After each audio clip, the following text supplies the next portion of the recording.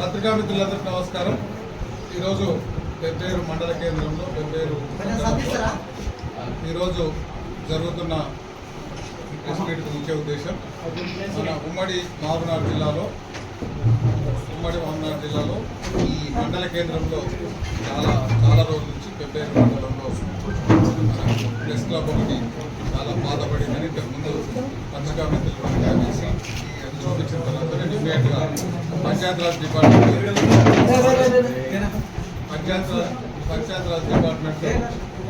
అధికారులకు మనం రిక్వెస్ట్ చేసి నేను లెటర్ ఇచ్చి మొదటి విడతగా 5 లక్షలు ఇచ్చినాం. దీనికి మొత్తం దాదాపు 12 లక్షల వరకు అవుతుంది. దీనికి ఎంతవరకు వచ్చినా ఈ రూమ్కు అంటే ప్రెస్ క్లబ్కి ఎంత అమౌంట్ అయినా కూడా మొత్తం గవర్నమెంట్ నుంచి ఎంత వస్తుంది, గవర్నమెంట్ నుంచి ఎంత వస్తే అంత తీసుకొని మిగతా ఈ ప్రెస్ క్లబ్కు మొత్తం రూమ్ కట్టించి దానికి ఫర్నిచర్ ఇచ్చి లోన్కి పంపించే బాధ్యత నాది తీసుకుంటాం. దానిలో ఇదొక పాటు. ఈ పత్రికా మిత్రులకు ప్రెస్ క్లబ్ మంచి వాళ్ళందరికీ అభినందిస్తూ అందరికీ నమస్కారం. పత్రికా మిత్రులు కొంచెం దయచేసి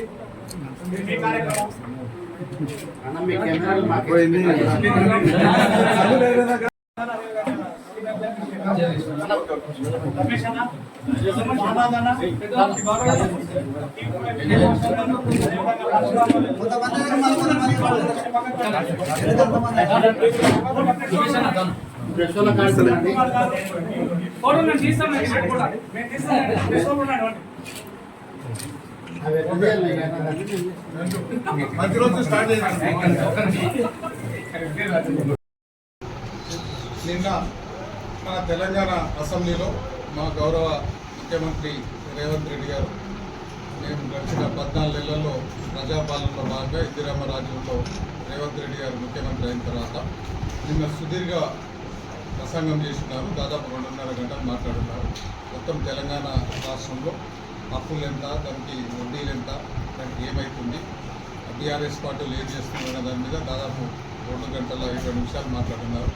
సుదీర్ఘ ఎక్స్ప్లెయిన్ చేసిన ప్రజలకు, తెలంగాణ ప్రజలకు మేము ఇందిరమ్మ రాజ్యం వచ్చిన తర్వాత మేము ఏం చేసినాం, ఆ 10 సంవత్సరాల్లో బీఆర్ఎస్ పార్టీ ఏం చేసింది, వాళ్ళు ఎన్ని అప్పులు చేసిండ్రో, దానికి ఎంత వడ్డీలు అవుతున్నాయి, దానికి ఎంత అసలు కట్టినాం, దానికి ఎంత వడ్డీ కట్టినాం, అవన్నీ డీటెయిల్గా ఎక్స్ప్లెయిన్ చేసినాం. మేము చేసిన సంక్షేమ కార్యక్రమాలు, మేము చేసిన డెవలప్మెంట్ ఇవన్నీ నిన్న మా ప్రభుత్వం చేసిందంతా ఎక్స్ప్లెయిన్ చేస్తున్నాడు. దాంట్లో భాగంగానే ఈ పత్రికా మిత్రుల విషయంలో పత్రికా అంటే మీ సంఘాలు ఏవైతే ఉన్నాయో, రాష్ట్ర స్థాయిలో ఏ సంఘాలు ఉన్నాయో వాళ్ళందరికీ మీరు అసలు మేము జర్నలిస్టులు ఎవరిని ఎంపిక చేసుకోవాలి, ఎవరిని మేము జర్నలిస్టులు అనాలి, యాక్రిడేషన్ కార్డు ఉన్న వల్ల ఇంకా ఏదైనా ఉందా, మీకే ఫ్రీడమ్ ఇస్తున్నాం. మీరందరూ జర్నలిస్టులు అందరూ మీ పేర్లు, మీ ఐడెంటిటీ కార్డు, ఏది ఐడెంటిటీ ఛానల్ అది దాని ఉద్దేశంలో అది ఇస్తే కొన్ని యూట్యూబ్ ఛానల్ కానీ కొన్ని పత్రికా మిత్రులు కానీ మా సీఎం గారు మాట్లాడింది వక్రీకరించి ఈరోజు స్క్రోల్ చేస్తున్నారు, టీవీ పేపర్లో కూడా రాస్తున్నారు. ఆయన మాట్లాడితే చాలా క్లారిటీగా మాట్లాడుతున్నారు. నిన్న ఏదైతే అరెస్ట్ అయి ఉన్నారో వాళ్ళు సీఎం రేవంత్ రెడ్డి గారిని, వాళ్ళని, వాళ్ళ ఫ్యామిలీని అట్లా అనరాని మాటలని వాళ్ళకు రాక్షసానందం పొందుతున్నారు. దాని మీద ఆయనకు ఆవేశం వచ్చి మాట్లాడుతున్నాడు. దాంట్లో ఇంతకుముందు ఎవరైతే ఉన్నారో దాదాపు బీఆర్ఎస్ పార్టీ ఉన్నప్పుడు అంతకుముందు నిన్న అరెస్ట్ అయిన లేడీ జర్నలిస్ట్ ఎవరైతే ఉన్నారో వాళ్ళ మీద ఆల్రెడీ వాళ్ళ మీద కేసులు ఉన్నాయి. సో ఆ ఉద్దేశం ఏంటంటే బీఆర్ఎస్ పార్టీ మేము గెలిచిన నెక్స్ట్ డే నుంచి December 3, 2023 మా ఎలక్షన్ కౌంటింగ్ అయిన తర్వాత కాంగ్రెస్ ఎమ్మెల్యేలు గెలిచిన తర్వాత కాంగ్రెస్ 7వ తారీఖు నాడు ముఖ్యమంత్రి ఎన్నుకున్న తర్వాత ఆ రోజు నుంచి 10 ఏళ్ళు వాళ్ళకు అధికారానికి అలవాటు పడి అధికారానికి మేము ఒక దొరలము, నిజాం రాజుల తర్వాత మేమే రాజులం, మొత్తం మా కుటుంబాలు అనుకున్నారు. తెలంగాణ రాష్ట్ర ప్రజలు మంచిగా కర్రు కాల్చి వాత పెట్టి వాళ్ళను ఇంటికి పంపించున్నారు. ఆ రోజు నుంచి ఆయన పోయి విపక్ష పాత్ర ఇస్తే పోయి ఫామ్ హౌస్లో వండుకున్నాడు. ఈ తండ్రి కొడుకు అల్లుడు కొడుకేమో బిడ్డ ఒక రాష్ట్రం ఢిల్లీ రాష్ట్రంలో పోయి లిక్కర్ వ్యాపారం చేసి ఆ కేజ్రీవాల్ నోట్లో మన్ను కొట్టి ఆడ కూడా ఓడగొట్టొచ్చారు. మళ్ళీ ఇక్కడ ఉన్న వాళ్ళు ఇద్దరు ఊరుకుంటాక ఆ రోజు నుంచి గవర్నమెంట్ పడిపోతుంది, కాంగ్రెస్ ఎమ్మెల్యేలు మేము కొంటున్నాం, కాంగ్రెస్ ఎమ్మెల్యేలు మాకు ఖర్చులు ఉన్నారు, తర్వాత అందరిని టచ్ చేసి చూస్తున్నారు. ఇప్పుడు గెలిచిన కాంగ్రెస్ ఎమ్మెల్యేలు అందరూ ట్రాన్స్ఫార్మర్ లాగా ఎవరిని టచ్ చేస్తే వాళ్ళు బస్సు అయిపోతారు. మేము ఎవరు అమలు పెట్టలేదు. ఇక్కడ కాంగ్రెస్ పార్టీ చేయించుకుంటూ గెలిచిన వాళ్ళందరూ కాంగ్రెస్ పార్టీలో ఉంటారని వాళ్ళకి అర్థమైంది. తర్వాత రకరకాల రోజు ఒక అబద్ధం చెప్తున్నారు. సరే అవన్నీ ఒకటి. నిన్న వాళ్ళ మీద క్రిమినల్ కేసు అయ్యి వాళ్ళు జైలుకు పంపించున్నారు. ఆ వీడియోలు మీరు చూస్తే కూడా ఒక భార్య, ఒక పిల్లలు, వాళ్ళ ఫ్యామిలీ ఇంట్లో ఉన్న వాళ్ళని బయటకు తీసుకొస్తున్నారు. అంత రాక్షసానందం పొందుతున్నారు. అవన్నీ డీటెయిల్స్ బయటకు వచ్చినాయి. అవన్నీ బీఆర్ఎస్ పార్టీ ఆఫీస్ హైదరాబాద్లో తయారు చేసింది కాబట్టి దాన్ని ఖండించే క్రమంలో నిన్న మాట్లాడుతున్నాడు. సో తెలంగాణ రాష్ట్రంలో ఉన్న పత్రికా మిత్రులందరికీ కాంగ్రెస్ పార్టీ అధికారంలో రావడానికి మీరు అందరూ సహకరించారు. మీరు అందరూ ఆ రోజున్న బీఆర్ఎస్ పార్టీ మీ మీద కూడా రౌడీ షీటర్స్ పెట్టుకున్నది. మీరందరూ సహకరించినారు, ప్రజలందరూ ఓటు చేస్తున్నారు. సో కొంతమంది యూట్యూబ్ ఛానళ్ళు, కొంతమంది బీఆర్ఎస్ పార్టీ కోసం పనిచేసే ఛానళ్ళు, పనిచేసే విలేకరులు వాళ్ళని దృష్టిలో పెట్టుకొని మాత్రమే మాట్లాడింది అది. సో మిమ్మల్ని అందరినీ గౌరవించుకునే బాధ్యత మాది. మీ అందరికీ మా ప్రభుత్వం తరఫున నా రిక్వెస్ట్ ఏంటంటే ఏది కరెక్ట్, ఏది తప్పు. తప్పు అయితే తప్పు అని రాయండి, కరెక్ట్ అయితే కరెక్ట్ అని రాయండి. సో 10 సంవత్సరాల్లో ఎగ్జాంపుల్ వనపర్తి తీసుకోండి. వనపర్తిలో తెలంగాణ రాష్ట్రంలో వాళ్ళ ఫ్యామిలీ దోసుకున్నారు. వనపర్తిలో ఉన్నాయని దోసుకున్నాడు.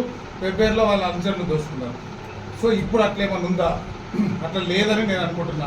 అట్లేమన్నా ఉంటే కూడా మీరు ఎప్పుడైనా మెసేజ్ పెట్టచ్చు. మేము ఇంటికి తిరిగి చూసుకుంటాం. ఏమైనా తప్పులు ఉంటే కూడా మేము సరిదిద్దుకుంటాం. ఎట్లాంటి పరిస్థితుల్లో ఇది ప్రజాప్రభుత్వం, ప్రజాపాలనలో మమ్మల్ని గెలిపించిన వనపర్తి ప్రజలకు, పెద్దేరు ప్రజలకు మేము పెద్ద జీతాలకు పనిచేస్తున్నాం. అట్లే పనిచేస్తాం. ఏదైనా చిన్నవి ఎవరైనా తెలిసో తెలియక ఏమైనా జరిగితే కూడా మీ దృష్టికి వస్తే అవి చెప్పండి, అది సెట్ చేసుకున్నాం. కానీ ఆ లేనిది ఉన్నట్లు, ఉన్నది లేనట్లు అబద్ధాలు చెప్పొద్దని నా రిక్వెస్ట్.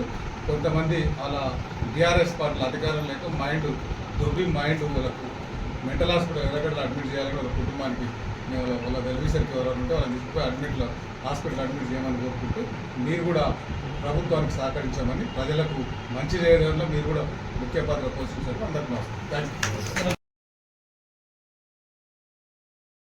30 ఎకరాల 20 గుంటల చిల్లర ల్యాండ్తో దానికి సంబంధించిన కొంతమంది అధికారులు, కొంతమంది అప్పుడున్న లీడర్లు వాళ్ళందరూ హైకోర్టులో కానీ, స్టేట్ మన వనపర్తి కలెక్టరేట్లో కానీ, ఆర్డీఓలో కానీ మొత్తం వ్యవస్థలు అంతకుముందు కూడా నేను మాట్లాడాను.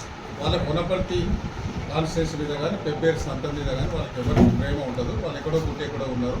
ఇక్కడ ఒక 30 మట్టు పోయినా, ఒక చెట్టు పొలం పోయినా, ఒక ఎకరం పోయినా నాకు నొప్పి అవుతుంది.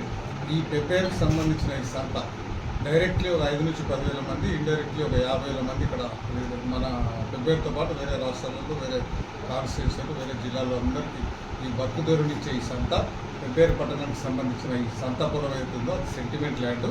సో ఆ రికార్డు పరంగా పేపర్ మీద అన్ని ఆ కాగితాలు పుట్టించుకొని వాళ్ళకి మాకు వచ్చింది, మాకు పోయింది అంటున్నారు.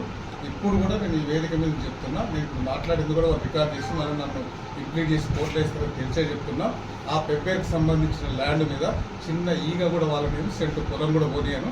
కొంచెం టెక్నికల్గా అన్నీ జరుగుతున్నాయి. అవన్నీ కోర్టులో చేస్తున్నాం. మా ఎండోమెంట్ నుంచి మాట్లాడుతున్నాం, రెవెన్యూ డిపార్ట్మెంట్ నుంచి మాట్లాడుతున్నాం. అక్కడ ఆ పూజారులు ఎవరైతే ఉన్నారో పూజారుల మీద మాకు ఏం కోపం లేదు. వాళ్ళు ఎంబడున్న శక్తుల మీదే మాకు కోపం ఉంది. సో ఆ పూజారులతో మళ్ళీ ఒకసారి మీటింగ్ పెడతాం, మళ్ళీ మాట్లాడతాం. వాళ్ళకి ఆల్టర్నేట్లు యాడ్ చేయడమో, వాళ్ళకి ఏమి ఇబ్బంది ఉందో, ఆ పూజారుల కోసం పాతకాలంలో ఆ రాజులు ఎందుకు ఇచ్చిండ్రు అదే స్టాండ్ మీద మేము ఉన్నాం. ఈ పొలం సంతకి ఇప్పించేసి వాళ్ళకి ఆల్టర్నేట్ ఇప్పామో, ఏది ఇప్పామో అదంతా లీగల్గా కొన్ని విషయాలు నేను ఇక్కడ చెప్పలేను కాబట్టి ఆ మాట మీద నేను సార్ ఇప్పుడు సంత టెండర్లు వేసే అవకాశాలు ఉన్నాయి సార్. సంత టెండర్లు వేయాలంటే వాళ్ళు ఇప్పుడు ఏం చేస్తున్నారంటే ప్రైవేట్ కాంప్లైంట్ పెడుతున్నారు, ఇంకో కాంప్లైంట్ పెడుతున్నారు. దానికి ఆ 10 ఎకరాల ల్యాండ్ ప్లాన్గా మళ్ళీ మా గవర్నమెంట్ వస్తుందని చేసినప్పుడు డైరెక్ట్ మున్సిపాలిటీకి సంతకే చేయాల్సి ఉండే. రెవెన్యూకి చేసి ఆ రెవెన్యూ ఎంఆర్ఓ వారికి చేసినప్పుడు వాళ్ళు ఏం చెప్పారంటే ఆ 10 ఎకరాలకు ఆల్టర్నేటివ్ వేరే ల్యాండ్ ఇస్తామని చెప్పారు. సో కోర్టు ఏం చెప్పింది, మీరు ఆ ల్యాండ్ వేయలేదు కాబట్టి 10 ఎకరాలు రిటర్న్ చేయమని చెప్పింది. సో అందులో కోర్టు అయితే ఏం తప్పు లేదు. సో వీళ్ళు కావాలని వాంటెడ్లీ అది తప్పు చేస్తున్నారు కాబట్టి అది అట్లాంటి టెక్నికల్ ఇష్యూస్లో అట్లా ఉంది.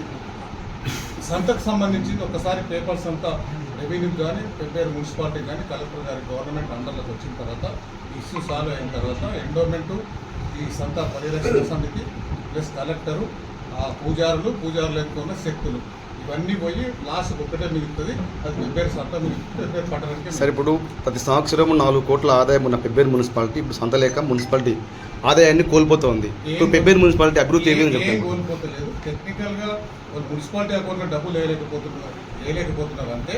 కాకపోతే అందరూ ఆ పెబ్బేరుకి సంబంధించి పెబ్బేరు సంతలో ఆ కాంట్రాక్టర్లు కానీ వాళ్ళకి రకరకాల బిజినెస్ చేస్తున్న అందరూ డీడీలు తీసి కోర్టులో సబ్మిట్ చేస్తారు లేదా మున్సిపాలిటీ సబ్మిట్ చేస్తారు. పెబ్బేరుకి వచ్చే ఇన్కమ్ అంతా గవర్నమెంట్ పోతుంది, రోజు అట్లా పోతుంది.